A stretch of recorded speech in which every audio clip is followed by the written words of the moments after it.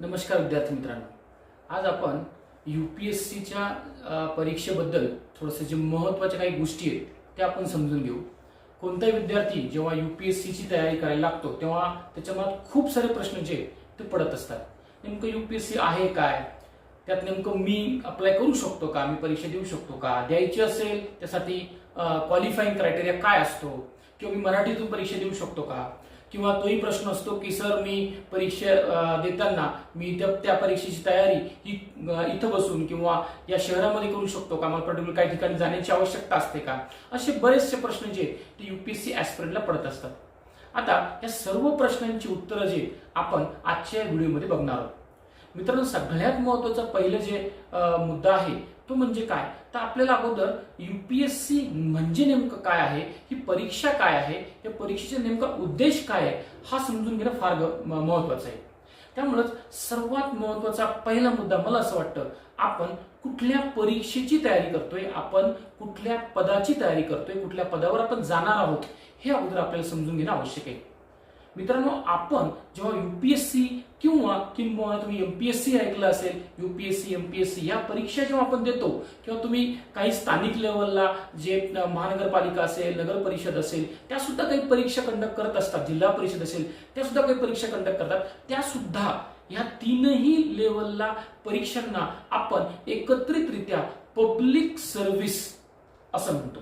आता public service म्हणजे काय हो, आपण जर बघितलं तर आपल्याला यूपीएससीच्या लॉंग फॉर्म मध्ये सुद्धा एक शब्द दिसेल, तो म्हणजे पब्लिक सर्व्हिस. एमपीएससी मध्ये असतं Maharashtra public service commission, UPSC म्हणजे युनियन पब्लिक सर्व्हिस कमिशन. ती पब्लिक सर्व्हिस म्हणजे नेमकं काय हे अगोदर समजून घेणं फार महत्वाचं आहे. मित्रांनो, गव्हर्नमेंट किंवा त्याला सरकार म्हणतो, जे आपण निवडून देतो, सरकार म्हटलं तर आपण त्याला निवडून देत असतो. तर निर्वाचित जे काही सरकार असतं ते वेगवेगळे कायदे करतं, वेगवेगळ्या योजना आखतं, वेगवेगळे धोरणं आखतं.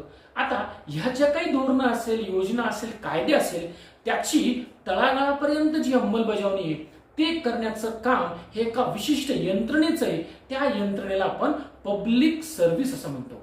का म्हणायचं पब्लिक सर्व्हिस, कारण ते पब्लिकला म्हणजे जनतेला सर्व्हिस प्रोव्हाइड करत असतात, सेवा पुरवत असतात, आणि म्हणूनच आपण त्याला पब्लिक सर्व्हिस असं म्हणतो. आता हा एक मुद्दा खूप महत्वाचा आहे मित्रांनो, की ह्या परीक्षेत आपण ज्या पदावर जाणार आहोत त्या पदाला आपण म्हणतो पब्लिक सर्वंट आपण होणार आहोत. खरं तर बऱ्याच वेळेस डिस्कस करताना सुद्धा मी हा मुद्दा वारंवार उपस्थित करतो की आपण एक शब्द ऐकतो, ऑफिसर म्हणजे काय, अधिकारी, बरोबर आहे. पण मित्रांनो, खरं तर अधिकारी हा शब्द थोडासा नकारात्मक आहे, की जिथं तो अधिकार जो गाजवत असतो त्याला आपण अधिकारी म्हणतो, ज्याला काही अधिकार असतात त्याला आपण अधिकारी म्हणतो. पण त्यापेक्षाही, तो तर असतोच, पण त्यापेक्षाही महत्वाचं आहे की तो एक सर्वंट असतो, सेवक असतो. कुणाचा सर्वंट असतो? पब्लिकचा सर्वंट असतो. जनतेची सेवा करण्याकरता जे सरकारने वेळोवेळी केलेले कायदे असेल किंवा योजना असेल किंवा ध्येयधोरण असेल, याची अंमलबजावणी म्हणजे या सगळ्या योजना जनतेपर्यंत पोहोचवण्याचं काम हे ऍडमिनिस्ट्रेटिव्ह ऑफिसर्स किंवा प्रशासकीय अधिकारी करत असतात. म्हणूनच याला आपण पब्लिक सर्वंट असं पण म्हणतो. आता भारतात आपण जर बघितलं तर या पब्लिक सर्व्हिसेस ज्या पोस्ट आहेत किंवा पब्लिक सर्वंटचे जे पोस्ट आहेत त्या 3 लेवलला आपण भरतो. 3 लेवलला या पदांची भरती होत असते. सर्वात महत्वाचं वरचं जे आहे ते आहे केंद्र सरकार, म्हणजेच केंद्रीय लेवलला देश पातळीवर भारतामध्ये संपूर्ण ज्या महत्वाच्या पदांची भरती केंद्र सरकार करतं त्याला आपण सेंट्रल सर्व्हिसेस असं म्हणत असतो, किंवा त्याला केंद्रीय सेवा जे आहे ते आपण म्हणत असतो. आता या सेंट्रल सर्व्हिसेस मध्ये आपण जर बघितलं तर एक विशिष्ट यंत्रणा सरकारने तयार केलेले, एक कमिशनला ही जबाबदारी दिलेली आहे, जे एक स्वतंत्ररित्या कोणाच्याही दबावाखाली न येता किंवा कोणत्याही प्रकारच्या कोणाच्याही हस्तक्षेपाशिवाय ही स्वतंत्र यंत्रणा काम करत असते.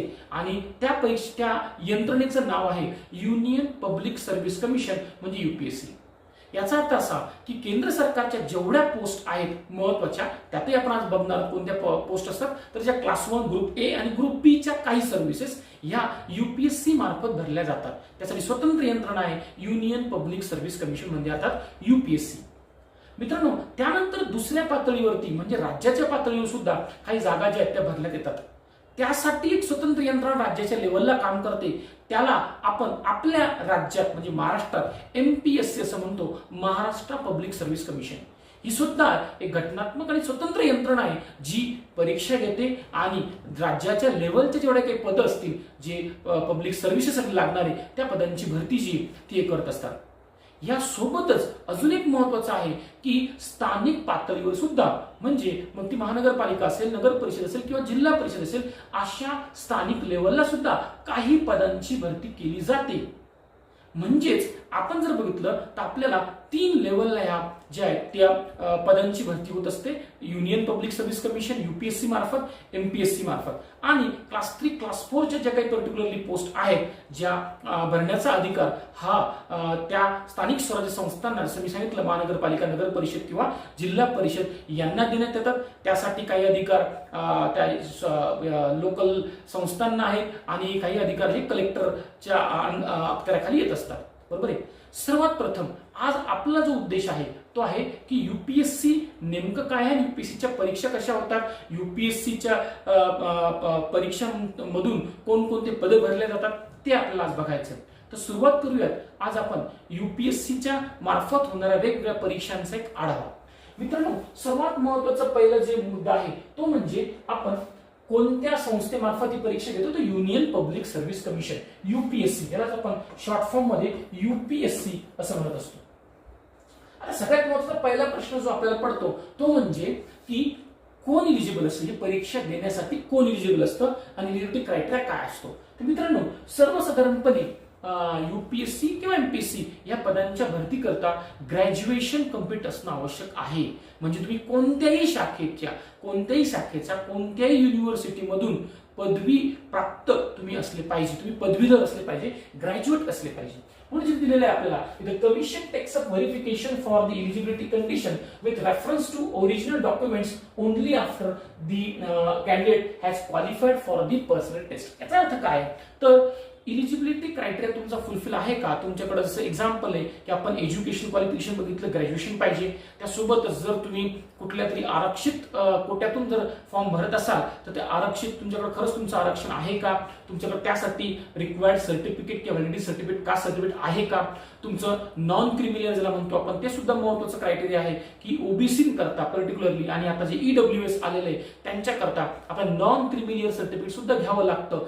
ते जे आहे ते सुद्धा तुमच्याकडे आहे का. या सर्व डॉक्युमेंटचं व्हेरिफिकेशन हे या परीक्षेच्या 3ऱ्या टप्प्यात व्हेरीफाय केलं जातं. त्याला आपण म्हणतो इंटरव्ह्यू किंवा पर्सनॅलिटी टेस्ट.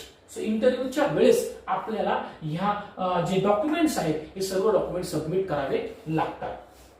यानंतर आपण अप्लाय कसं करायचं असतं. या परीक्षांकरता सर्व ऍप्लिकेशन हे काय ऑनलाईन आहेत. म्हणजे आपल्याला कुठल्याही प्रकारचा फिजिकली फॉर्म भरून तो पाठवायची गरज नाहीये. तर UPSCच्या वेबसाईटवर आपल्याला जायचंय आणि तिथं ऑनलाईन फॉर्म आपल्याला भरायचा आहे. तर पूर्णतः गाईडलाईन्स जेव्हा नोटिफिकेशन निघतं त्यावेळेस काही दिवस आपल्याला ऑनलाईन फॉर्म भरण्याकरता दिले जातात आणि त्यावेळेस आपण UPSCच्या साईटवर जाऊन आपण या जे काही फॉर्म आहे तो ऑनलाईन आपण भरू शकतो. यात आपल्याला काही दिवस दिले जातात. त्या दिवसामध्ये आपल्याला ह्या काय म्हणतो आपण की फॉर्म जो आहे तो भरणं आवश्यक असतं. मित्रांनो, या परीक्षेचं अजून एक वैशिष्ट्य आहे की पेनल्टी फॉर रॉंग आन्सर्स. म्हणजे खरं तर ही परीक्षेचं स्वरूप जर आपण बघितलं तर इतर परीक्षा आपल्या ज्या 10वी 12वी पर्यंत किंवा ग्रॅज्युएशन पर्यंतच्या परीक्षा असतात त्या परीक्षा आणि ह्या परीक्षेमध्ये जे महत्वाचं अंतर आहे इथं कन्सेप्च्युअल प्रश्न असतात. तुमच्या अंडरस्टँडिंगला महत्व असतं. त्यामुळेच खरंच तुम्हाला तो प्रश्न समजलाय का यावरून असतं. बरोबर आहे. जसं की उद्या 10वी 12वी पर्यंत आपल्याला एखादा प्रश्नाचं उत्तर माहिती नसेल तर आपण काहीतरी आपल्या ज्या मनात येते टाकतो, टुक्का मारतो म्हणतो आपण त्याला, ते करतो. पण इथं तसं करता येत नाही कारण निगेटिव्ह मार्किंग सिस्टीम इथं आहे. म्हणजे जर आपला प्रश्न चुकला तर आपल्याला पेनल्टी ऑफ मार्क्स आहे म्हणजे निगेटिव्ह मार्किंग आहे. ही निगेटिव्ह मार्किंग आपल्याला ऑब्जेक्टिव्ह टाईपच्या क्वेश्चन मध्ये म्हणजे आपल्याला घ्यायचंय की पूर्व परीक्षेमध्ये ही निगेटिव्ह मार्किंग ठेवण्यात आलेली आहे. तिथे जर आपल्याला चुकलं तर आपले काही मार्क्स रिड्यूस होतील. आता किती मार्क्स रिड्यूस होतील काय होईल आपण पुढे जसं जाणार तसं आपण बघूया. हा एक पहिला मुद्दा. दुसरी गोष्ट की हा एक की परीक्षेच्या दरम्यान कुठल्याही प्रकारचा मोबाईल फोन किंवा कुठल्याही प्रकारचं इलेक्ट्रॉनिक उपकरण आपल्याला न्यायला बंदी आहे. आपण ते घेऊन जाऊ शकत नाही. आता सगळ्यात महत्वाचा जो प्रश्न पडलेला असतो कोणताही न्यू कमर जो असतो ज्याला आपण म्हणतो UPSC ऍस्पिरंट, त्याला सर्वात महत्त्वाचा पहिला प्रश्न जो पडलेला असतो तो म्हणजे की नेमकी किती पदांची भरती असते किंवा किती पदांना मी अप्लाय करू शकतो UPSC मधून. मित्रांनो, आपण जेव्हा युपीएससी करायचं ठरवतो तेव्हा आपल्या डोक्यात तर 2 ते 3च पोस्ट असतात. जसं की मी सुद्धा जेव्हा प्रिपरेशन स्टार्ट केलं होतं त्यावेळेसची गोष्ट, की त्यावेळेस IAS, IPS, IFS असे काही क्वचितच पदं आपल्याला माहित असतात. परंतु तुमच्या माहितीसाठी जर आपण बघितलं तर युपीएससी जवळपास 25 पदांची भरती जी ती करत असतं. म्हणजे याच्यातून आपल्याला 25 पदं, जवळपास 24 ते 25 पदं जे ते भरले जातात. आता याच्यात आपण जे आपल्या करता जे महत्वाचे आहेत हे सगळेच तसं बघितलं तर काय म्हणू आपण, पोस्ट सगळ्याच या महत्वाच्या जवळपास 24 ज्या पोस्ट म्हटलं आपण सगळ्यात सुपर क्लास 1च्या पोस्ट आहे असं म्हणतो, ग्रुप A च्या पोस्ट असं म्हणतो. पण यातही काही महत्वाचे पद आहेत. ते आपण महत्वाचे पद कोणते ते आपण बघूयात. सगळ्यात अगोदरचं जे तुम्ही सगळ्यांनी ऐकलं असेल ते म्हणजे कोणतं, तर IAS, त्याला म्हणतो आपण इंडियन ऍडमिनिस्ट्रेटिव्ह सर्व्हिस. यालाच आपण शॉर्ट फॉर्म मध्ये काय म्हणतो, IAS असं म्हणतो. मित्रांनो, बऱ्याच वेळेस हा एक कन्फ्युजन असतं मुलांना की नेमकं IAS म्हणजे काय. आपण डिटेल यानंतर जो व्हिडिओ तयार करणार आहोत तर या प्रत्येक पदाचं नेमकं काम काय आहे, नेमकं IAS म्हणजे नेमकं कुठले कुठले पद आपल्याला IAS मिळाल्यानंतर मिळतात. फक्त आपण कलेक्टर एवढंच ऐकतो, पण फक्त कलेक्टर नाही, या व्यतिरिक्त इतरही पद जे ते IAS अधिकाऱ्याला दिले जातात ते कुठले आहेत, त्यांचे कामं काय, कामस्वरूप काय, हे आपण नंतरच्या व्हिडिओ लेक्चर बघणार आहोत. तत्पूर्वी फक्त आपण बघूया की कुठले कुठले पद जे ते भरले जातात. यानंतर जे दुसरं महत्वाचं पद आहे ते म्हणजे इंडियन पोलीस सर्व्हिस, ज्याला म्हणतो IPS. सो तुम्ही ऐकलं असेल IPS, बरोबर आहे. सो IPS पद जे पोलीस खात्यातलं पद आहे, बरोबर आहे, ते आपण इंडियन पोलीस सर्व्हिस म्हणू. तिसरा जो महत्वाचं पद आहे ते म्हणजे इंडियन फॉरेन सर्व्हिस, ज्याला आपण IFS असं म्हणतो, Indian foreign service. So Indian foreign service हे तिसरं पद आहे. यानंतर बरेचसे पद आहेत, पण महत्वाचं जर बघितलं तर इंडियन रेव्हेन्यू सर्व्हिस आहे. इंडियन रेव्हेन्यू सर्व्हिस मध्ये 2 असतं. तुम्ही ऐकलं असेल कदाचित, GST हा शब्द ऐकला असेल, इन्कम टॅक्स हा शब्द ऐकला असेल, तर तुम्ही हाही शब्द ऐकला असेल, income tax commissioner, GST commissioner. हे जी पद आहेत, income tax commissioner, GST commissioner, हे जे काही पद असतात ते सुद्धा IRS या सर्व्हिस मधून भरले जातात, त्याला म्हणतात इंडियन रेव्हेन्यू सर्व्हिसेस. आणि ह्या पदांवर काम करत असताना तुम्हाला GST डिपार्टमेंट किंवा इन्कम टॅक्स डिपार्टमेंट जे दिलं जातं. या व्यतिरिक्त अजून एक महत्वाची पोस्ट जी आहे ती म्हणजे इंडियन पोस्टल सर्व्हिस असते.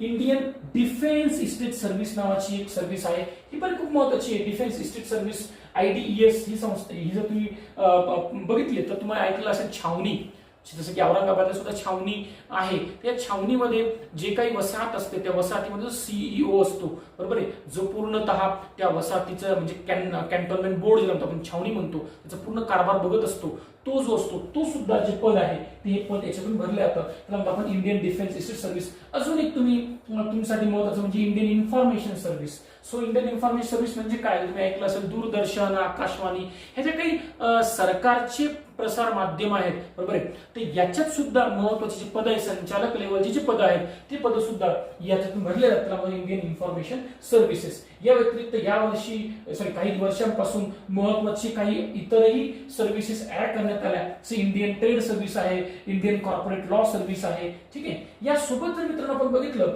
तर हा एक अपवाद आहे की अंदमान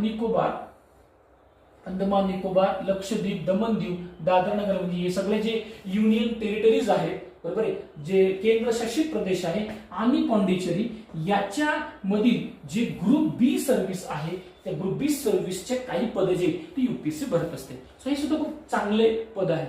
सो मित्रांनो, अशा प्रकारचे आपण जर बघितलं तर जवळपास 24 पद जे ते UPSC मधून भरले जातात. फक्त आपण जे ऐकलं की आपण जे नेहमी ऐकत असतो किंवा IAS, IPS आणि IFS, तर ही जी 3 पदं आहेत ती 3 पदं नेहमी आपण ऐकतो, पण याशिवाय आपल्याला इतरही पदं जे ते माहिती असणं आवश्यक आहे. याकरता मी एक स्वतंत्र व्हिडिओ तयार करणार आहे की नेमकं प्रत्येक पदाचं नेमकं काम काय आपल्याला ते माहिती असणं आवश्यक आहे. कदाचित बरेच जण असं असतात की नंतर इंडियन ऑडिट अकाउंट सर्व्हिस लागतात, तर नेमकं इंडियन ऑडिट आणि अकाउंट सर्व्हिस म्हणजे नेमकं काय आहे ते आपल्याला माहित नसतं. त्यामुळे मला असं वाटतं की आता आपण एक पुढच्या व्हिडिओला आपण या डिटेल याच्याबद्दलची ती माहिती घेऊयात. आता याच्यात जर तुम्ही बघितलं तर एक सर्व्हिस तुम्हाला दिसणार नाही, ती म्हणजे इंडियन फॉरेस्ट सर्व्हिस. त्याला सुद्धा आपण IFS म्हणतो, इंडियन फॉरेस्ट सर्व्हिसला. आता जर आपण बघितलं तर UPSC ची ही जी परीक्षा आहे याच्या व्यतिरिक्त अजून एक UPSC फॉरेस्टची वेगळी परीक्षा जी ती घेत असतं. यात एक कॉमन गोष्ट अशी आहे की पूर्व परीक्षा मात्र फॉरेस्ट करता आणि ही परीक्षा दोन्ही सारख्या असतात. म्हणजे पूर्व परीक्षा आपल्याला देताना आपण फॉरेस्ट सुद्धा जाऊ शकतो किंवा इकडे येऊ शकतो. फक्त मुख्य परीक्षा परीक्षा जी आहे ती याची मुख्य परीक्षा वेगळ्या आहेत आणि फॉरेस्टची मुख्य परीक्षा वेगळी आहे.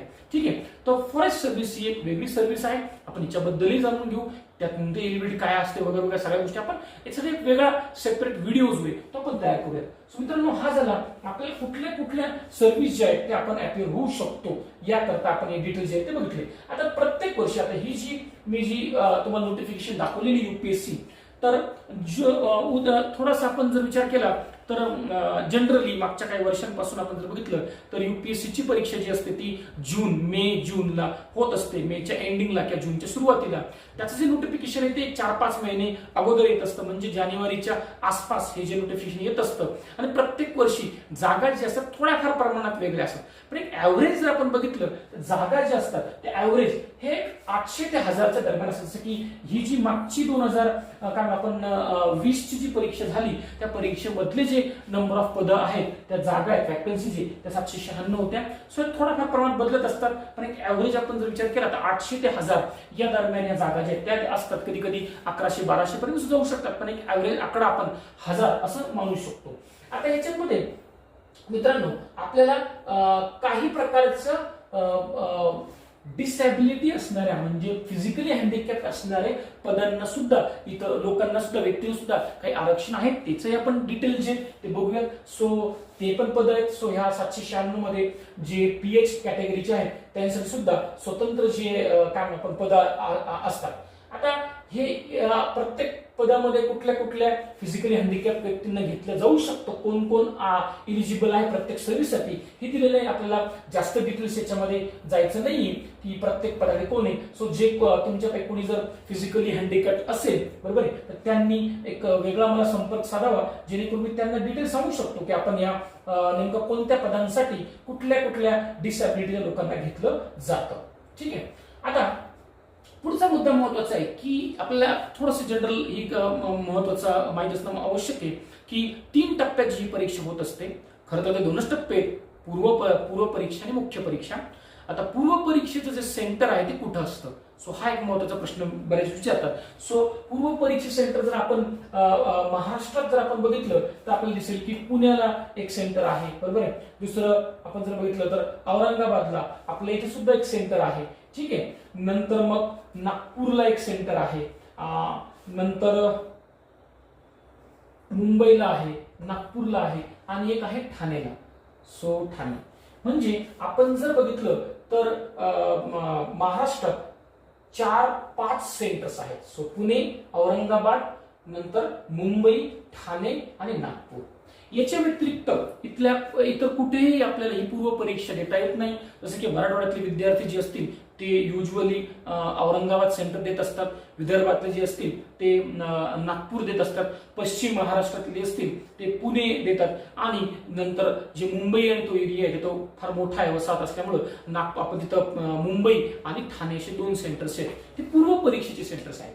आता पूर्व परीक्षा पास झाल्यानंतर आपण जर विचार केला तर मुख्य परीक्षेसाठी कुठलं सेंटर आहे, तर आपल्या महाराष्ट्रात फक्त एकच सेंटर आहे, ते म्हणजे मुंबई. सो म्हणजे पूर्व परीक्षा पास झाल्यानंतर आपल्याला मुख्य परीक्षा जेव्हा द्यायची सेंटर फक्त एकच असणार आहे. सर्व जेवढे महाराष्ट्रातले पूर्व परीक्षा इलिजिबल होतील त्यांना मुख्य परीक्षेसाठी मुंबईला जावं लागेल. आता यातही आपल्याला बघायचंय की पूर्व परीक्षेतून मुख्य परीक्षेत नेमके किती विद्यार्थी घेतात, त्याचा निकष काय असतो हे आपल्याला पुढच्या काही याच्यामध्ये बघायचंय. आता इथं सेंटर अलॉट होताना हा एक महत्वाचा मुद्दा आहे की first apply first allot basis. So जे काही सेंटर अलॉट होतात तर सेंटर्सची जी काय म्हणून आपण की संख्या असते तिथं मुलांची केंद्राची संख्या ती थोडीशी लिमिटेड असते. त्यामुळं जो अगोदर त्या सेंटरला अप्लाय करेल, कदाचित जर मुलांनी सपोज औरंगाबादला अप्लाय केलं असेल आणि औरंगाबादचे पूर्ण सीट भरले असेल, तुम्ही नंतर अप्लाय केलं तुम्हाला औरंगाबाद मिळणार नाही, तुम्हाला मग नागपूर किंवा पुणे जे ते घ्यावं लागेल. म्हणजे तुम्हाला लवकरात लवकर जे ते अप्लाय करावं लागेल. त्यांची जी डेट दिलेली आहे त्या डेटच्या आतमध्ये आपल्याला अप्लाय करणं आवश्यक आहे. आता इथे जर बघितलं आपण तर प्लॅन ऑफ एक्झामिनेशन म्हणजे ही नेमकी परीक्षा होते कशी, याचा काय प्लॅन आहे. तर ही जी परीक्षा आहे ती मी तुम्हाला म्हटल्याप्रमाणे 2 टप्प्यात होत असते. मित्रांनो बऱ्याचदा आपण ऐकतो की UPSC परीक्षा 3 टप्प्यात होते, पण खरं तर ही 2 टप्प्यांची परीक्षा आहे. एकाला आपण पूर्व परीक्षा म्हणतो आणि एकाला आपण मुख्य परीक्षा म्हणतो. मित्रांनो मुख्य परीक्षेचेच मार्क शेवटी मेरिटमध्ये काउंट होतात आणि मुख्य परीक्षेत 2 परीक्षा असतात, 2 भाग असतात असं म्हणू आपण. एक असते रिटन टेस्ट आणि दुसरी असते पर्सनॅलिटी टेस्ट. म्हणजे मुख्य परीक्षेमध्ये पुन्हा 2 भाग, रिटन टेस्ट असते आणि पर्सनॅलिटी टेस्ट. म्हणूनच इंटरव्ह्यू हा तिसरा टप्पा न मानता, खरं तर तिसरा टप्पा म्हटलं असतं तर मग असं झालं असतं की बाबा फक्त आपण पर्सनॅलिटी टेस्टचे मार्क्स जे ते फायनलला पकडतो, पण तसं नाहीये. ऍक्च्युअली आपण रिटन टेस्टचे मार्क्स पकडतो आणि पर्सनॅलिटी टेस्टचे म्हणजे पूर्व परीक्षेचे प्रिलिम्सचे मार्क्स काउंट होत नाही.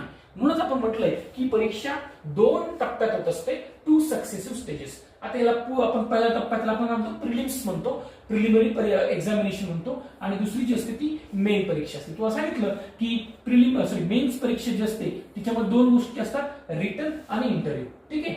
आता याच्यात एक महत्वाचा फरक जर आपण बघितला तर युपीएससी मध्ये जर एवढे महत्वाची 24 पदं जे ते भरल्या जात असेल, इतके सुपर क्लास 1 किंवा ग्रुप ए सर्व्हिस महत्वाच्या सर्व्हिस भरल्या जात असेल, तर ह्या परीक्षेमध्ये खरंच खूप महत्व, कारण आपण गुणवंत विद्यार्थी, हुशार विद्यार्थी जे असतील त्यांना आपण सिलेक्ट करतोय.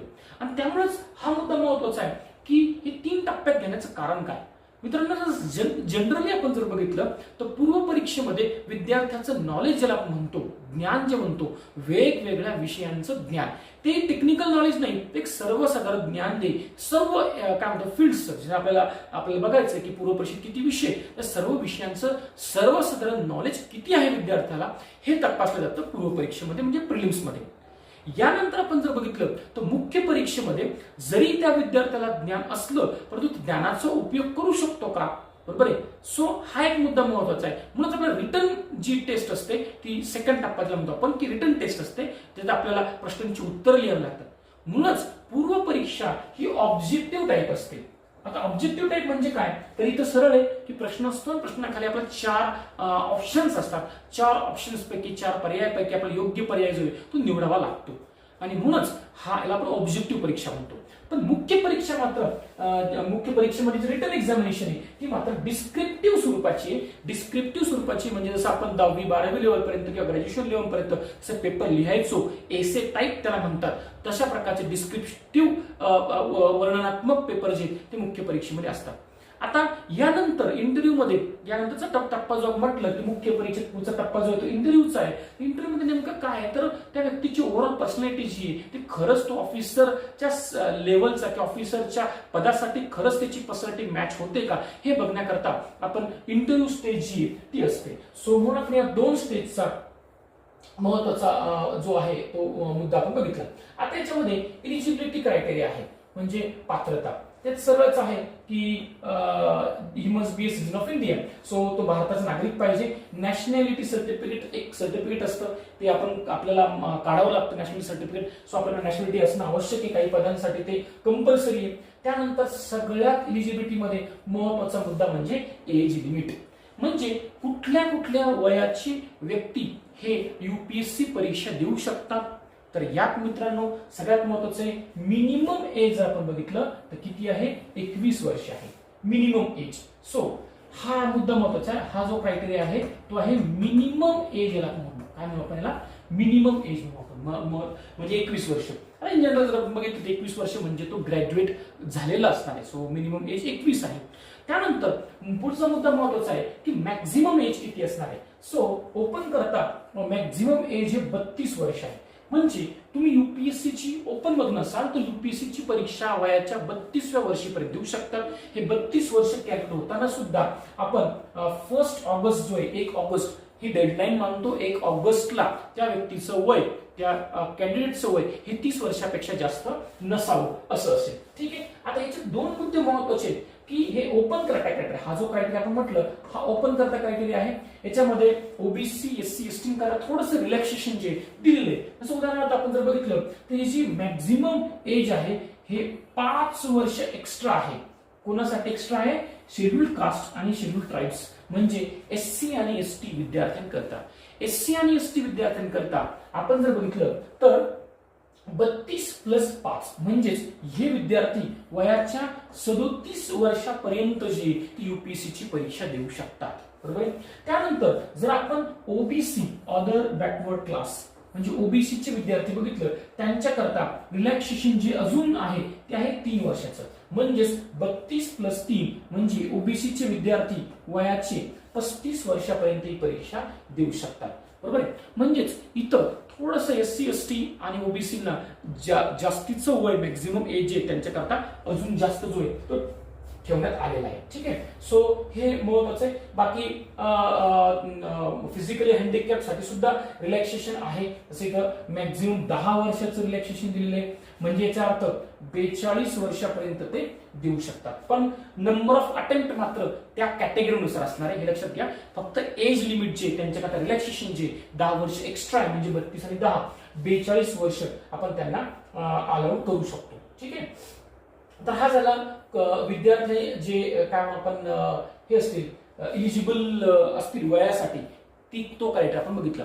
आता एज्युकेशन क्वालिफिकेशन साठी मिनिमम एज्युकेशन क्वालिफिकेशन काय असावं, तर तो he must hold a degree of any university.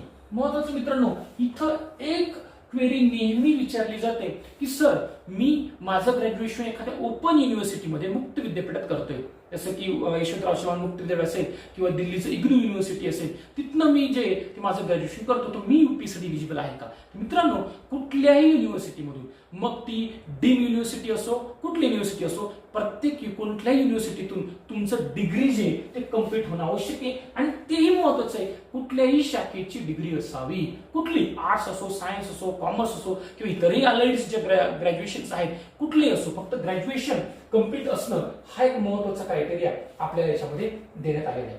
नंतर नंबर ऑफ अटेम्प्ट्स. सो मित्रांनो, नंबर ऑफ अटेम्प्ट्स हा सुद्धा खूप महत्वाचा मुद्दा आहे की एज लिमिट आपण बघितलं 32, 35, नंतर 37 आणि 42.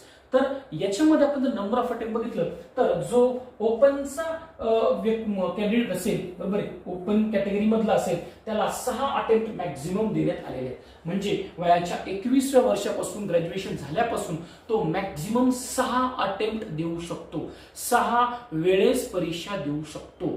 म्हणजे 6 अटेम्प्ट संपल्यानंतर तो परीक्षा देऊ शकणार नाही. यात मात्र SC ST आणि ओबीसीच्या विद्यार्थ्यांकरता जे नंबर ऑफ अटेम्प्ट्स आहेत ते आपण बदललेले आहेत किंवा त्याच्यामध्ये जास्त अटेम्प्ट्स आपण ठेवलेले आहेत. सो शेड्यूल्ड कास्ट आणि शेड्यूल्ड ट्राईब, तसंच काय आपण अदर बॅकवर्ड क्लास साठी काही नंबर ऑफ अटेम्प्ट्स आपण फ्लेक्झिबल ठेवलेले आहेत. सो इथं आपण बघूयात.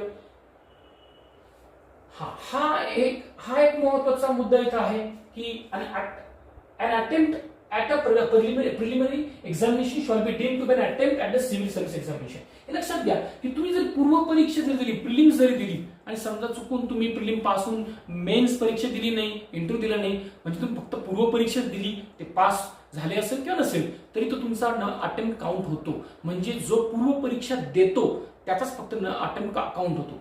यात अजून एक महत्त्वाचा मुद्दा असा असतो की बरेच मुलं प्रिलिमचा फॉर्म भरतात परंतु ते ऍक्च्युअल प्रिलिम परीक्षा देत नाहीत, प्रिलिमला जात नाहीत, त्या परीक्षेत जात नाहीत, फक्त फॉर्म भरलेला असतो. फक्त फॉर्म भरणाऱ्यांचा अटेम्प्ट काउंट होत नाही. घाबरू नका. तुम्हाला जर तुम्ही भरला असेल फॉर्म, तुम्हाला असं वाटलं की नाही मी यावर्षी माझी तयारी नाहीये तर मी परीक्षा देत नाही, चालेल, तुमचा तो अटेम्प्ट धरला जात नाही.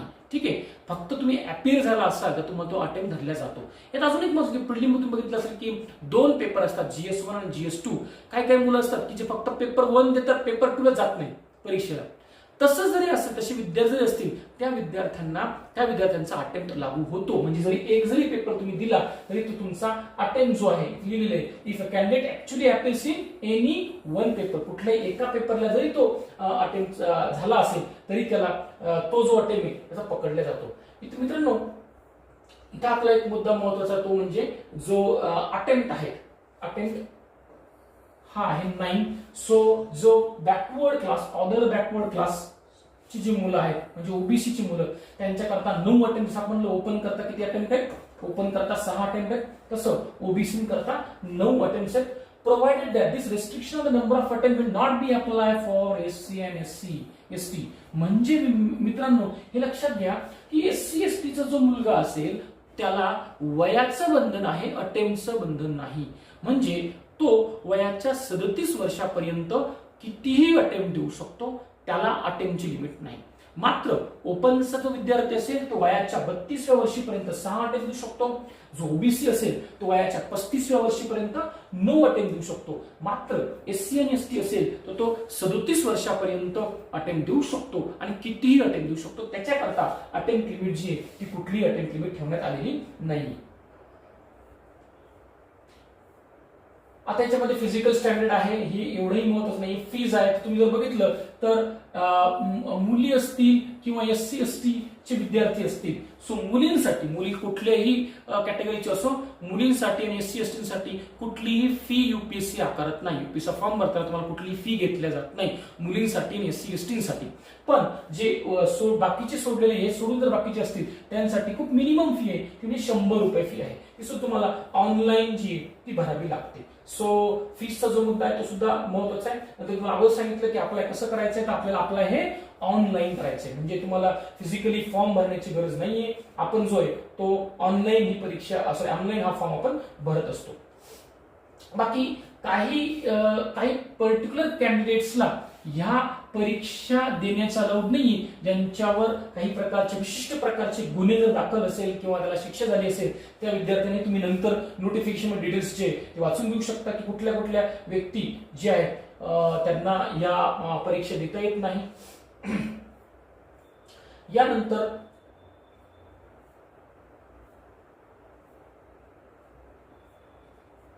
यानंतर आपल्याला बघायचंय प्लॅन ऑफ एक्झामिनेशन.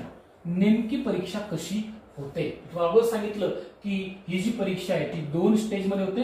पहिला आपण काय म्हटलं, प्रिलिम्स म्हटलं, दुसरं आपण काय म्हटलं, मेन म्हटलं. मी मेन्स परीक्षा सांगितलं तुम्हाला. मेन्स मध्ये किती टप्पे 2, रिटन आणि इंटरव्ह्यू. ठीक आहे. आणि तुम्हाला सांगितलं की प्रिलिम्स मध्ये काय असतं, प्रिलिम्स ही ऑब्जेक्टिव्ह टाईपची असते. आता हा मुद्दा जो आहे तो थोडासा आपण जाणून घेऊया, खूप महत्वाचा आहे की प्रिलिम्स परीक्षा ही यामध्ये 2 पेपर होत असतात आणि दोन्ही पेपर कसे असतात, ऑब्जेक्टिव्ह टाईप असतात. त्याला म्हणतो आपण मल्टिपल चॉईस क्वेश्चन. आता इतर हे दोन्ही पेपर प्रत्येकी 200 मार्काचे, म्हणजे टोटल जर आपण प्रिलिम बघितली ती किती मार्कची, 400 मार्क्सच्या. सो GS पेपर 1 आणि GS पेपर 2. आता बरेच विद्यार्थी खरं तर GS पेपर 2 ला CSAT म्हणतात, पण खरं तर या प्रिलिम परीक्षेचं नाव CSAT आहे, civil services aptitude test. CSAT हे टोटल पूर्व परीक्षेचं नाव आहे. याच्यात पेपर 2 जो असतो, मॅथ्स त्याच्यामध्ये असतं, रिझनिंग असतं किंवा काही कॉम्प्रिहेन्शनचा भाग असतो, तो त्याला CSAT म्हणतो आपण. पण खरं तर 2 पेपर आहेत, GS 1 आणि GS 2, आणि दोन्ही पेपर आपण सांगितलं की ऑब्जेक्टिव्ह टाईप्सचे असणार आहे. ठीक आहे. आता याच्यानंतर हा आपण ऑलरेडी पॉइंट डिस्कस केलेला आहे की the commission will draw list of candidate to be qualified for civil service examination based on a criteria of minimum qualifying marks 33% in paper 2. हा मुद्दा महत्वाचा आहे. सो मित्रांनो, पूर्व परीक्षेतून जेव्हा आपण मेन्स परीक्षेत जातो तेव्हा पूर्व परीक्षेत पेपर 1 जो GS असतो, GS पेपर 1 आणि GS पेपर 2, तर फक्त GS पेपर 1 चेच मार्क्स जे ते गृहीत धरले जातात. GS पेपर 2 चे म्हणजे CSAT चे मार्क्स गृहीत धरले जात नाही, म्हणजे ते मार्क्स काउंट होत नाही तुम्हाला मेन्स परीक्षेला अपिअर होण्याकरता. मग सेकंड पेपर जो आहे त्याच्यामध्ये फक्त तुम्हाला मिनिमम किती % मार्क्स घ्यावे लागतात, 33%, 33% मार्क्स तुम्हाला घ्यायचे. मी जो आता पेपर सांगितला CSATचा, ज्यामध्ये इंग्लिश आहे किंवा मग आपण सांगितलं की रिझनिंग आहे, मॅथ्स आहे, ही ज्या आहेत त्यात फक्त तुम्हाला 33% मार्क्स घ्यायचे. तुमचा ऍक्च्युअल मार्क्स तुम्हाला घेणं महत्वाचं आहे, मेरिटसाठी महत्वाचं आहे, मेन्स ऍप्टिट्यूडसाठी महत्वाचं आहे, म्हणजे पेपर 1, GS पेपर 1. सो इथं 33%चा हा एक भाग आहे. यात तुम्हाला मी ऑलरेडी सांगितलं की इथं प्रिलिम्स मध्ये निगेटिव्ह मार्किंग असते. आपण ते डिस्कस केलं की निगेटिव्ह मार्क किती असते, 1/3.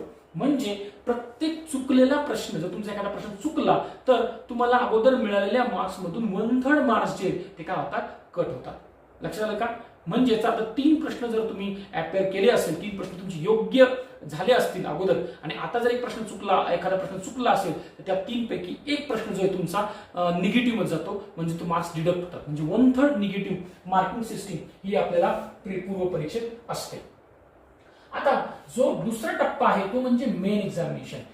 ऑलरेडी मी सांगितलं की मेन एक्झामिनेशन काय असते, रिटन एक्झामिनेशन प्लस इंटरव्ह्यू, हे 2 टप्पे असतात. आता ही जी रिटन एक्झामिनेशन असते, जी मी सांगितलं की डिस्क्रिप्टिव्ह टाईपची असते, तिथं एकूण 9 पेपर असतात. किती पेपर असतात, 9. आणि मी तुला ते सांगितलं ही ऑब्जेक्टिव्ह नसते, ही काय असते, डिस्क्रिप्टिव्ह किंवा कन्व्हेन्शनल एसे टाईप, म्हणजे तुम्हाला प्रश्नांची उत्तरं लिहावी लागतात. आता नेमकी कसे प्रश्न येतात, काय सिलेबस आहे, हा आपण पुढच्या व्हिडिओमध्ये एक स्वतंत्र व्हिडिओ आपण त्यावर करणार. तत्पूर्वी फक्त लक्षात घ्या की 9 पेपर्स जे ते आपल्याला याच्यामध्ये आहेत. ठीक आहे. आता याच्यामध्ये सुद्धा जो कंपल्सरी 2 पेपर असतात, ते 2 कंपल्सरी पेपर म्हणजे एक जो असतो तो इंडियन लँग्वेज, कोणती इंडियन लँग्वेज आपण घेऊ शकतो, बरोबर आहे. तोही आपण बघू कुठल्या कुठल्या इंडियन लँग्वेज येते. एक लँग्वेज आपल्याला मेन्स परीक्षेत घ्यावी लागते. युजली लँग्वेज जर मास्टर असेल तर आपण मराठी निवडतो आणि दुसरा इंग्लिशचा पेपर असतो. म्हणजे मुख्य परीक्षेत एक स्वतंत्र मराठीचा आपण जर निवडला तर तो आणि इंग्लिश असे 2 पेपर द्यावे लागतात. त्याचे जे मार्क्स आहेत पुन्हा तेच त्याचे मार्क्स इंटरव्ह्यूसाठी इलिजिबल होण्याकरता आपल्याला पकडले जात नाही. पण तिथं तुम्हाला मिनिमम काही मार्क्स घेणं जे ते अपेक्षित आहे, त्याचे मार्क्स मात्र काउंट होत नाही. ठीक आहे. आता आपण जर प्रिलिम्स मध्ये तुम्हाला सांगितलं की प्रिलिम्स मध्ये कुठले कुठले हे आहेत पेपर, तिसरा मुद्दा आपला राहिला तो म्हणजे तिसरा टप्पा कोणता आहे, इंटरव्ह्यूचा आहे. सो आपण मेन्स परीक्षेमध्ये बघितलं की रिटर्न परीक्षा आहे, इंटरव्ह्यू आहे. रिटर्न परीक्षेमध्ये 9 पेपर आहेत, ठीक आहे. आणि इंटरव्ह्यू मध्ये 275 मार्काचा इंटरव्ह्यू असतो.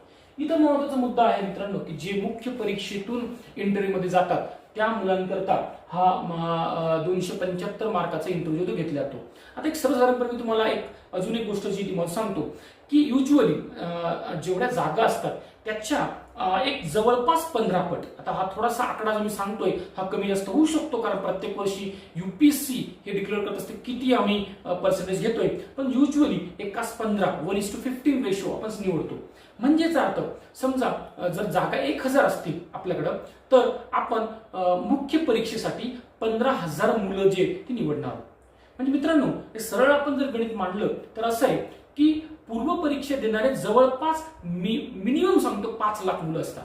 हा त्यात सिरियस किती असतात हा मुद्दा जो आहे तो वेगळा आहे की त्यात सिरियस मुलं 1 लाख किंवा 2 लाख एवढे मुलं, सिरियस मुलं 1 लाखच खरं तर असतात. ठीक आहे. आता यातनं आपल्याला जवळपास 15,000 मध्ये यावं लागतं जर आपल्याला मुख्य परीक्षा द्यायची असेल तर. म्हणजे टॉप या 5 लाखापैकी टॉप किती निवडले जातील तर 15,000 मुलं निवडले जातील. कशासाठी तर मेन्ससाठी, मुख्य परीक्षेसाठी, रिटर्न टेस्टसाठी, बरोबर आहे. याच्यात तुम्हाला मी सांगितलं की हा जो कट ऑफ मार्क आहे तो कट ऑफ मार्क प्रत्येक वर्षी वेगळा असू शकतो. ठीक आहे. तर आपण आताच मी तुम्हाला सांगितलं की प्रिलिम्स मध्ये जरी प्रिलिम्स परीक्षा ही किती मार्क्सची आहे 400 मार्काची असली तरी पण 400 मार्क्स असली तरी आपण एकाच पेपरचे मार्क्स गृहीत धरतो म्हणजे 200. ठीक आहे. त्यामुळे आपल्याला 200 पैकी किती मार्क्स पडतील मुलांना यानुसार आहे. मागच्या एक ऍव्हरेज 100 किंवा 50% मार्क्स जर आपल्याला पडले तर आपण मेन्स परीक्षेला अपेअर होतो. हाही आकडा काही फिक्स नाहीये, यातही कमी अधिक होऊ शकतं, पण जनरली आपण म्हणू शकतो की 50% मार्क्स घ्यावे लागतात. म्हणजे 200 पैकी आपल्याला 100 मार्क्स जे ते मिनिमम घ्यावे लागतात. ठीक आहे.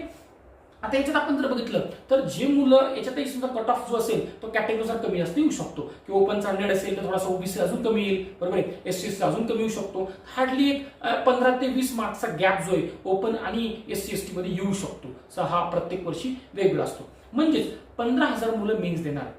आता मेन्स 15,000 मुलं देतील, याच्यातील इंटरव्ह्यूसाठी किती मुलं घेतील तर पुन्हा तोच रेशो आहे 1:3. म्हणजे एक जागा असेल 3 लोक. म्हणजे जवळपास आपण जर बघितलं तर 1000 जागा असतील जवळपास 3 ते 3.5%. म्हणजे जवळपास 3 ते 3.5 मुलं जर घेतील जर 1000 जागा असेल. हाही आकडा मी जो सांगतोय हा सुद्धा व्हेरिएबल आहे, बरोबर आहे. हे डिस्क्रिप्शन पूर्ण युपीएससीचं आहे की हा आकडा कधी कधी कमी होऊ शकतो, कधी जास्त होऊ शकतो, पण ऍव्हरेज आपण म्हटलं तर एक 3.5 ते 3.5 मुलं ही इंटरव्ह्यू अपेअर होतात. ठीक आहे. त्या मुलांना आपण सांगितलं की इंटरव्ह्यू 275 मार्क्स जे ते दिले जातात. आता पेपर 1 मध्ये ऑलरेडी सांगितलं की 2 पेपर आहे, त्याच्यामध्ये 200 मार्काचा तो आहे. ठीक आहे. पेपर 1 आणि पेपर 2 याला म्हणतो आपण जनरल स्टडीज. पेपर 2 मी तुम्हाला सांगितलं यासाठी मिनिमम क्वालिफाईंग किती आहे 33%. म्हणून आपण याच जीएस सेकंड पेपरलाच तुम्ही लोक सीसॅट असं म्हणता. खरं तर सीसॅट हा पूर्ण प्रिलिम्स परीक्षेचं नाव आहे, सिव्हिल सर्व्हिसेस ऍप्टिट्यूड टेस्ट असं नाव आहे. परंतु मुलं या युजली या जनरल स्टडीज पेपर 2 लाच सीसॅट म्हणतात. तो यामध्ये मॅथ्स, रिझनिंग आणि काही पॅसेज असतात जिथं आपल्याला मिनिमम 33% मार्क्स घेणं जे ते बंधनकारक असतं. ठीक आहे. तरच आपला पेपर जो आहे पेपर 1 जो आहे तो चेक होतो. मित्रांनो इथं एक अजून एक महत्वाचा मुद्दा आहे की हा जो प्रिलिमचा पेपर आहे किंवा मेन सुद्धा हा 2 लँग्वेज मध्ये पेपर जे ते प्रश्न असतात, हिंदी आणि इंग्लिश मध्ये. म्हणजे मित्रांनो आपण कधी कधी असं होऊ शकतं की मुलं बरेच मीडियम जे ते मराठी मीडियम निवडतात. पण जरी तुम्ही मराठी मीडियम निवडली असली तरी प्रिलिम आणि मेन्सला जे क्वेश्चन्स येणार आहेत, प्रश्न येणार आहेत, that will be in Hindi and English only. म्हणजे मराठीमध्ये तुम्हाला प्रश्न विचारले जाणार नाहीयेत. म्हणजे मराठी तुम्ही लिहू शकता परंतु प्रश्न मात्र फक्त हिंदी आणि इंग्लिश 2च लँग्वेजमध्ये असणार आहेत. आता मी मुख्य परीक्षेत तुम्हाला सांगितलं की जे 9 पेपर आपण घेतले त्या 9 पेपरमध्ये तुम्हाला सांगितलं की इंडियन लँग्वेजचा पेपर आहे, एक भाषा विषयाचा पेपर आहे, तो असतो 300 मार्क्ससाठी. दुसरा असतो इंग्लिश कंपल्सरी, ते आहे 300 मार्क्स. म्हणजे इथं 9 पेपर पैकी हे 2 पेपर जे आहेत ते क्वालिफाईंग पेपर आहेत, त्याला आपण म्हणू शकतो की तुम्हाला विशिष्ट पर्सेंटेज जे ते घ्यावं लागतं. ठीक आहे. यानंतर मग पेपर 1 पेपर 2 असे पेपर्स आहेत, बरोबर आहे. जीएस, मग एक एसे असतो, निबंध असतो. निबंध जो असतो तो 250 मार्क्स आहे, सगळ्यांना तर 250 मार्क्स आहे. नंतर मग general studies paper 1, general studies paper 2, general studies paper 3, general studies paper 4. ठीक आहे. म्हणजे आपल्याला एसे नंतर 4 जनरल स्टडीजचे पेपर असतात. ठीक आहे. म्हणजे रिटर्न मध्ये आपल्याला एवढं महत्वाचं आहे की एक तर लँग्वेज आणि इंग्लिश झाला, त्यानंतर एसे आणि 4 जनरल स्टडीजचे पेपर असतात. यासोबतच आपल्याला एक वैकल्पिक विषय निवडावा लागतो, ऑप्शनल ज्याला म्हणतो आपण. त्याचे सुद्धा 2 पेपर असतात, त्याचा ऑप्शनल सब्जेक्ट पेपर 1 आणि पेपर 2. हे सगळे प्रत्येकी किती मार्क्सचे असतात? 250. बरोबर आहे. यात कोणते मार्क्स आपण ग्राह्य धरलेले नाहीये, तर 300 मार्क्स इंग्लिश आणि 300 मार्क्स जे मराठी असेल त्याचे मार्क्स धरलेले नाहीये. सो टोटल हा जर आकडा आपण बघितला तो आहे 1750. जसं मी तुम्हाला सांगितलं की प्रिलिम्स ही 400 मार्काची आहे आणि मेरिटसाठी आपण 200 मार्काचाच पकडतो, म्हणजे फक्त जीएस पेपर 1 मार्क्स पकडतो. तसं मुख्य परीक्षा जर आपण बघितली, रिटर्न टेस्ट म्हणून आपण ती जर आपण बघितली तर 1750 मार्क्सची आहे. ठीक आहे. याच्यामध्ये आपले हे पेपर्स आहेत. आता याच्यात मग मेन्स टेस्ट म्हणजे सांगतो तुम्हाला, मेन्सच्या टप्प्यामध्ये अजून एक आहे, तिसरा टप्पा. तो म्हणजे कोणता आहे? तर इंटरव्ह्यू. सो त्याला म्हणतो आपण इंटरव्ह्यू किंवा पर्सनॅलिटी टेस्ट. सो तो आहे 275 मार्काचा. ठीक आहे. म्हणजे जर आपण बघितलं तर फायनल क्वालिफाय होण्याकरता, पोस्ट मिळवण्याकरता टोटल मार्क्स रिटन टेस्ट आणि पर्सनॅलिटी टेस्ट अशा दोघांची एकत्रित जर आपण केली बेरीज, ती आहे 2025. म्हणजे आपल्याला फायनली 2025 पैकी मार्क्स घ्यायचे. मित्रांनो तुम्हाला आश्चर्य वाटेल की 2025 या टोटल मार्क्स पैकी जर आपण फायनल जर कट ऑफ बघितला, हा फार कमी असतो. किंबहुना हा कधी कधी 40% पर्यंत असू शकतो. म्हणजे 800-900 मार्क्स जरी पडले तरी तुम्ही क्वालिफाय होऊ शकता, तुम्हाला पोस्ट जी आहे ती मिळू शकते. कारण पोस्टची जी लेवल असते ती डिफिकल्टी लेवल जास्त असण्या कारणाने कट ऑफ जो आहे तो बऱ्यापैकी खाली असतो. पण हे मुद्दा महत्वाचं आहे की टोटल मार्क्स विल बी 2025. 2025 पैकीच आपली मेरिट लिस्ट जी आहे ती लागणार आहे. तुम्हाला सांगितलं की इंडियन लँग्वेज आणि इंग्लिशचे हे पेपर 1 आणि पेपर 2 असणार आहे. आता इथं इंग्लिश आणि मराठी जी पेपर आपल्याला द्यायचे त्याची डिफिकल्टी लेवल ही युपीएससी दिलेली आहे मॅट्रिक्युलेशन लेवल. म्हणजे मॅट्रिक लेवलची 10वी लेवलचं इंग्लिश आणि 10वी लेवलचं मराठी आपल्याला विचारण्यात येणार आहे. ठीक आहे. आणि बाकी जे असेल ते ग्रॅज्युएशन लेवलचं असतं. म्हणजे जे बाकीचे जनरल स्टडीज पेपर 1, 2, 3, 4 एस हे जर बघितलं आपण तर हे ग्रॅज्युएशन लेवलचं असू शकतं. आता इथं भाषा म्हणजे आपण मी तुम्हाला सांगितलं की मुख्य परीक्षेत रिटर्न मध्ये आपल्याला एक लँग्वेज जी सिलेक्ट करावी लागते. तर कुठली लँग्वेज आपण घेऊ शकतो? तर आपल्या महाराष्ट्रीयन व्यक्तींना सगळ्यात महत्त्वाचं आपण कोणती घेऊ शकतो? मराठी भाषा आपण घेऊ शकतो, मराठीतून पेपर घेऊ शकतो, मराठी लँग्वेज, किंवा तुम्ही हिंदी पण घेऊ शकता, किंवा आपल्याकडे आपण बघितलं तर तुम्ही संस्कृत सुद्धा पेपर जो आहे तो संस्कृत सुद्धा घेऊ शकता. म्हणजे तुमच्याकडे, कारण बऱ्याच मुलांनी बघितलंय की 10वीला संस्कृत असतं.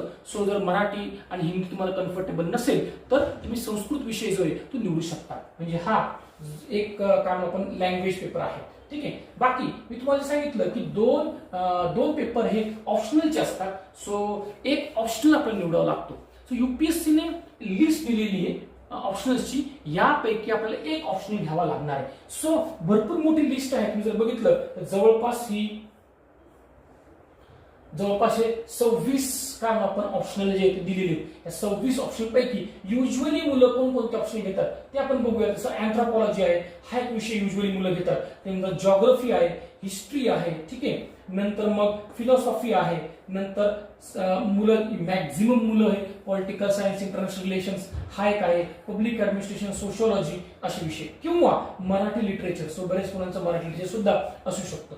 सो युजली या ऑप्शनल पैकीच तुम्हाला एक ऑप्शनल निवडावा लागेल. आता ऑप्शनल निवडायचा कसा किंवा हा जो डिटेल्स मुद्दे ह्यासाठी मी वेगळा व्हिडिओ तयार करणार आहे की हाऊ टू सिलेक्ट ऑप्शनल. ठीक आहे. मग हा सुद्धा खूप क्रुशियल मुद्दा आहे. कारण मित्रांनो तुम्हाला खरंच हा पॉईंट खूप महत्वाचा आहे की मेन्स परीक्षेमध्ये जनरल स्टडीज पेक्षा ऑप्शनल मध्ये ज्या मुलांनी चांगला स्कोर केलेला आहे त्यांना चांगल्या प्रकारचे पोस्ट मिळालेले आहेत. त्यामुळे ऑप्शनल सिलेक्शन हे खूपच महत्वाचं आहे. खूप किनली आपण ते करणं गरजेचं आहे. तर मित्रांनो आजच्या मला वाटतं लेक्चर्स मध्ये आपण प्रिलिम्स आणि मेन्सचे जे काय ते महत्वाचे मुद्दे जे ते बघितले. तर मित्रांनो एक ओव्हरऑल तुम्हाला आयडिया आली असेल की ही नेमकी युपीएससी परीक्षा होते कशी, युपीएससी टप्पे काय असतात किंवा काय. आता त्याच्यात डिटेल जे आहे की बाबा आपण असं म्हटलं की ही परीक्षा 2 टप्प्यात होते, पूर्व आणि मुख्य. तर पूर्व परीक्षेत नेमका सिलेबस काय आहे, पेपर 1 जनरल स्टडीज आपण म्हटलं, सीसॅट आपण म्हटलं, पेपर 2, पण नेमका काय सिलेबस आहे याचं डिटेल, किंवा मुख्य परीक्षेमध्ये किती पेपर आहेत, त्यात कोणते विषय आहेत, इंटरव्ह्यू कशा प्रकारचा होतो, इंटरव्ह्यूमध्ये कशावर भर दिला जातो, या सगळ्या गोष्टीसाठी आपण स्वतंत्र एक व्हिडिओ देतो तयार करणार. सो आय होप की तुम्हाला हे लेक्चर आवडलं असेल. या व्यतिरिक्त तुम्हाला इतर कोणताही जर प्रश्न असेल तर तुम्ही आपल्या क्लासचा जो नंबर आहे त्या नंबरवर तुम्ही क्वेरी विचारू शकता.